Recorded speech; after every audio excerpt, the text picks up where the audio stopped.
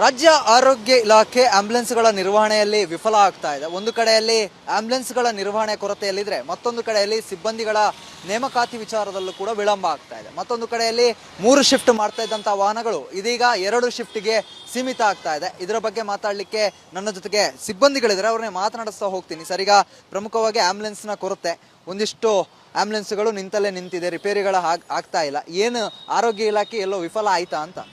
ಇಲ್ಲ, ಈಗ ಆರೋಗ್ಯ ಇಲಾಖೆಯಲ್ಲಿ ಆಂಬುಲೆನ್ಸ್ಗಳ ಕೊರತೆ ಏನಿಲ್ಲ. ಆಂಬುಲೆನ್ಸು ಇಡೀ ರಾಜ್ಯದ ಎಷ್ಟು ಜನಸಂಖ್ಯೆಗೆ ಆಂಬುಲೆನ್ಸ್ ಬೇಕೋ ಅಷ್ಟು ಆಂಬುಲೆನ್ಸ್ ಇರೋದು ನಿಜ.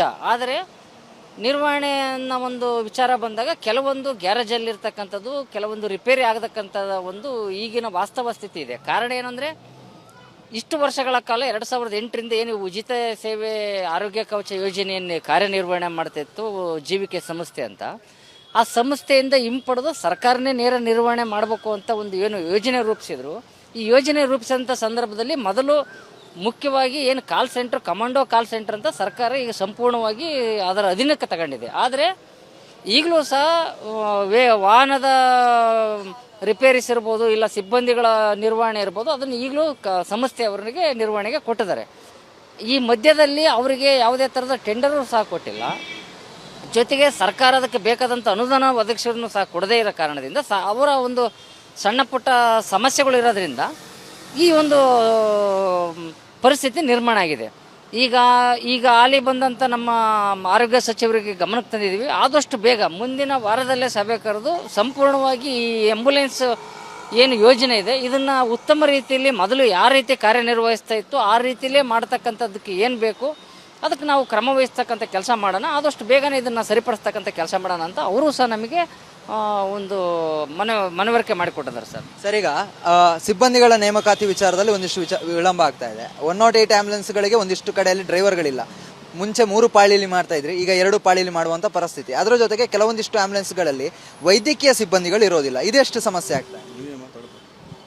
ಈಗ ನೇಮಕಾತಿ ವಿಚಾರದಲ್ಲೂ ಸಹ ಏನು ಮೊದಲು ಎಲ್ಲ ನೇಮಕಾತಿನೂ ಜೀವಿಕೆ ಸಂಸ್ಥೆನೇ ಮಾಡ್ತಾ ಇತ್ತು.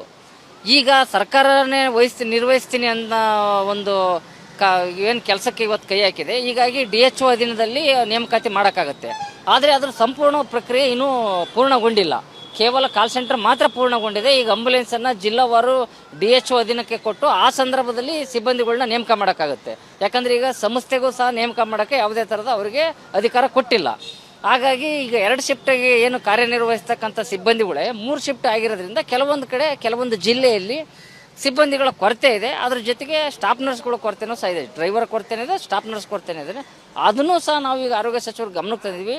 ಈ ಹಿಂದೆ ಇರ್ತಕ್ಕಂಥ ಆರೋಗ್ಯ ಸಚಿವರು ಗಮನಕ್ಕೆ ತಂದಾಗಲೂ ಸಹ ನಾವು ಸರ್ಕಾರ ಯಾವಾಗ ನಿರ್ವಹಣೆಗೆ ಸ್ಟಾರ್ಟ್ ಮಾಡ್ತೀವಿ ಆವಾಗ ನಾವು ನೇಮಕಾತಿ ಪ್ರಕ್ರಿಯೆ ಮಾಡ್ತೀವಿ.